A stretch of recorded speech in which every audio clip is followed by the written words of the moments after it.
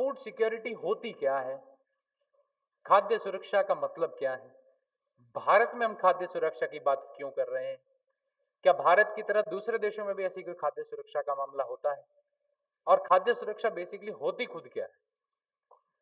कुछ शब्द से पता चल रहा होगा कि हम खाने-पीने की चीज़ों को लेके बात करने वाले हैं और उसकी सुरक्षा को लेके बात करने वाले हैं। खाने-पीने की चीज़ों की सुरक्षा क्यों ज़रूरी है, ये भी समझेंगे। किन-के लिए ज़रूरी है, ये भी समझेंगे। सरकार ने इसके लिए क्या प्रयास उठाए हैं, वो भी देखेंगे और सरकार क्यों कर रही है ऐसा, ये भी देखेंगे हम। आखिर सरकार की क्या ज़िम्मेदारी है और ऐसी ज़िम्मेदारी आई कहाँ से, ये भी देखेंगे हम।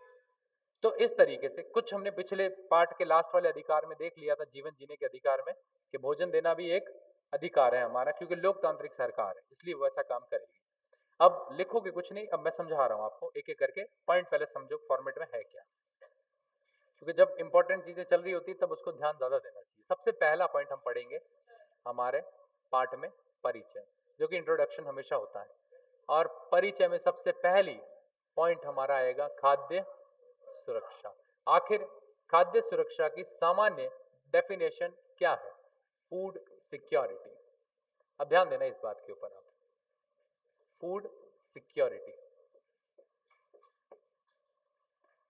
खाद्य सुरक्षा का मतलब क्या है? सीधा सा मतलब है एक तो भोजन से। अब भोजन कैसा होना चाहिए, किस प्रकार का होना चाहिए, ये बात का मुद्दा है। लेकिन भोजन होना चाहिए जो एक मनुष्य के खाने लायक चीजें होती है उनकी बात कर रहे हैं हम यहाँ पर।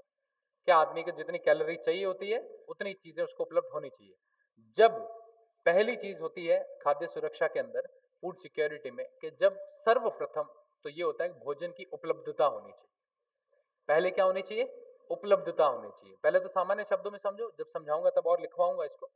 तीन चीजें इसमें महत्वपूर्ण होती है कि सबसे पहले किसकी उपलब्धता हो? भोजन की उपलब्धता। उपलब्धता क्या मतलब हो गया? भोजन की उपलब्धता से फूड अवेलेबल हो। अगर अवेलेबल ही नहीं है तो फिर कहां से लोगों को आप लेके जाके दोगे? अपने देश के अंदर जितने नागरिक हैं उन तक अगर खाद्यान्न पहुंचाना है, देखो नागरिक में अमीर भी है, नागरिक में गरीब भी है, नागरिक में मध्यम वर्ग के परिवार भी है, सभी तरीके के लोग हैं। और सारे लोग खेती नहीं करते हैं, पता ही है ना आपको। सारे लोग तो खेती कहाँ करते हैं? सारे खेती नहीं करते, लेकिन खेती कुछ लोग करते हैं।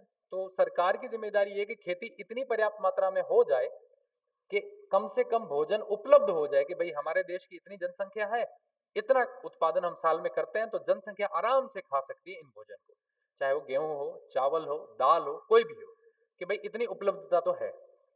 तो ये उपलब्धता पहले इंश्योर करनी जरूरी है। हम क्लासरूम का एग्जांपल ले सकते हैं कि 50 बच्चे यहाँ बैठे हैं और अब 50 बच्चों के हिसाब से सबसे पहले मैं ये सुनिश्चित करूंगा, मैंने बोला कि आज आपको खाना यहाँ पे खाना है, तो क्या होगा कि भाई 50 बच्चों के हिसाब से पहले तो मैं उपलब्ध करवाऊंगा। सही बात है कि नहीं? कि पहले तो उपलब्ध करवाऊंगा कि भाई हाँ इसके पास में खाने की उपलब्धि मेरी हो गई है, मैंने 50 बच्चों के खाने का बंदोबस्त यहाँ पर कर दिया है।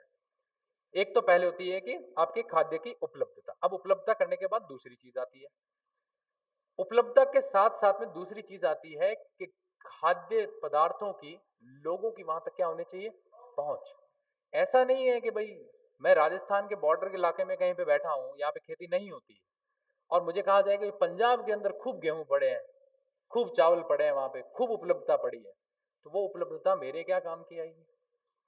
जब तक मेरे तक पहुंच ही नहीं है तो क्या काम है? मैं कहूँ कि यार आज मैंने आपको यहाँ बुलाया, 50 जनों का मैंने आपका खाना रखा है, खाना जो है आपके यहाँ से 50 किलोमीटर दूर एक होटल है वहां पे पड़ा है। अब आप कहोगे सर वहां पड़ा है तो हमारी पहुंच के बाहर है। मैं कह रहा हूं उपलब्ध तो करवाया है ना आपको, आपको उपलब्ध करवाया है, लेकिन पहुंच से तो बाहर है, हमारी पहुंच से भी क्या है? बाहर है। तो दूसरी चीज क्या होती है खाद्य सुरक्षा में? उपलब्धता के साथ में उस आदमी की पहुंच तक भी होना चाहिए। समझ में आ रही है? अवेलेबिलिटी होनी चाहिए, फिर क्या होनी चाहिए उसके साथ में पहुंच, कि भाई वो वहां तक पहुंच पाए चीज। तो अवेलेबिलिटी के साथ साथ में पहुंचना भी जरूरी है। तीसरी चीज क्या होती है कि वो उस उत्पाद को, वो जो खाद्य उत्पाद है, जो भी उत्पादन है, मान लीजिए कि उसको उपलब्ध भी करवा दिया। पहले तो उपलब्धता करवा दी, फिर क्या किया कि मैंने ये कहा कि मैं वहां उस होटल में था, चलो वहां पे आप नहीं जा सकते तो मैं काम करता हूं उसको यहाँ पे लेके आ जाता हूँ, तो मैं उस खाने को यहाँ पर लेकर आ गया। तो मतलब आपकी पहुंच में खाना आ चुका है। अब पहुंच में खाना आने के बाद में एक चीज यहां पर और जुड़ जाती है कि उस भोजन को खरीदने के लिए आपके पास में क्या होना चाहिए? सामर्थ्य। सामर्थ्य होना चाहिए, अवेलेबिलिटी, अफोर्डेबिलिटी, अवेलेबिलिटी, एक्सेसिबिलिटी और अफोर्डेबिलिटी, ये ट्रिपल ए आते हैं। इसका मतलब है अवेलेबल होना, इसका मतलब क्या होता है एक्सेसिबल होना यानी पास में होना, और इसका मतलब क्या होता है अफोर्डेबल होना। सामर्थ्य, मैं लेके आ गया खाना, आपके सामने पड़ा है पहुंच में, और मैं कहूंगे बच्चों ये जो खाना है ये ऐसा है कि एक बच्चे के लिए 5,000 रुपए हैं, तुम्हें खाना है तो तुम्हारी मर्जी, नहीं खाना है तुम्हारी मर्जी। अब आप में से कुछ बच्चे ये कहेंगे कि सर, दो चार बच्चे हो सकता है ऐसे हो कहेंगे सर हम तो खरीद लेंगे, खा लेंगे। कुछ बच्चे ऐसे होंगे कहेंगे सर 5,000 रुपए हमारे पास में तो नहीं है इसके देने के लिए, और कुछ ऐसे होंगे कि सर हमारे पास दूर दूर तक 5,000 के 500 रुपए भी नहीं है इसके देने के लिए, तो सामर्थ्य भी नहीं हुआ। तो बताओ खाद्य सुरक्षा हुई वहां पे? नहीं। अगर पहुंच भी नहीं है तो खाद्य सुरक्षा हुई वहां पे? नहीं। और उपलब्धता खाली हुई तो भी क्या खाद्य सुरक्षा हुई? नहीं। हमें तीनों चीजें चाहिए, हमें खाद्य सुरक्षा में तीनों चीजें चाहिए। तो ध्यान देना, फूड सिक्योरिटी का सीधा सा मतलब है the food must be available, एक पॉइंट, यानी भोजन की उपलब्धता हो। दूसरी चीज क्या है इसके साथ में कि food must be accessible. Accessible का मतलब सीधा सा है कि हमारी पहुंच में हो, पहुंच में होना बड़ा जरूरी। पहुंच में नहीं है फूड तो फिर कोई मतलब नहीं है उसका, भले कहीं और पड़ा है तो उससे हमें नहीं मतलब। दक्षिण भारत में चावल खूब उगते हैं, लेकिन जब तक वो अगर हमारे पास में नहीं आएंगे तो हमें उससे कोई मतलब नहीं है, हमारी पहुंच में ही नहीं आ रहा है। अब मान लो अवेलेबल हो गया, एक्सेसिबल हो गया, उपलब्धता हो गई, पहुंच हो गई, और तीसरी चीज हो जाती है आपके अफोर्डेबल। अफोर्डेबल का मतलब है सीधा सा कि यहां पर क्या होने वाला है, आपके सामर्थ्य, अफोर्ड कर पा रहा है कि नहीं कर पा रहा है वो व्यक्ति। तीनों चीजें जब सुनिश्चित होंगी तब उसे खाद्य सुरक्षा कहा जाएगा। तीनों में से कोई भी एक चीज नहीं होगी तो खाद्य सुरक्षा नहीं होगी, फूड सिक्योरिटी नहीं होगी। मान लीजिए कि अवेलेबल है लेकिन हमारे पहुंच से बाहर है तो भी खाद्य सुरक्षा नहीं, अवेलेबल भी है, एक्सेसिबल भी है, लेकिन हमारे अफोर्डेबल नहीं है तो भी खाद्य सुरक्षा से बाहर है। तीनों चीजें हमें चाहिए, भोजन की उपलब्धता, भोजन पहुंच में, और भोजन खरीदने का सामर्थ्य, वापस तीनों चीजें होनी चाहिए। और यहाँ सामर्थ्य से मेरा मतलब है पूरी जनता की बात कर रहा हूं मैं यहाँ पर। अब मैं ये कह दूं कि भाई मेरे पास तो पैसे है और मैं तो गेहूं 100 रुपए किलो आएंगे तो भी खरीद लूंगा, लेकिन ये कई लोगों के खरीद से बाहर होगा।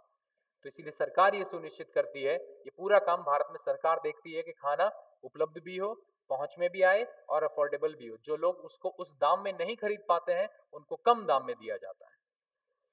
जैसे कि गेहूं 22 रुपए किलो है, लेकिन कई लोग हैं उसको 22 रुपए में नहीं खरीद पाते, 22 रुपए, 25 रुपए, 27 रुपए में, तो वो बीपीएल परिवार के लोग हैं, तो उनके लिए राशन की दुकानें सरकार ने लगाई। सरकार खुद 22 रुपए में खरीद रही है, लेकिन उन लोगों को 2 रुपए या 3 रुपए किलो में बेच रही है वहां पे, ताकि उनके लिए फूड अफोर्डेबल भी हो जाए।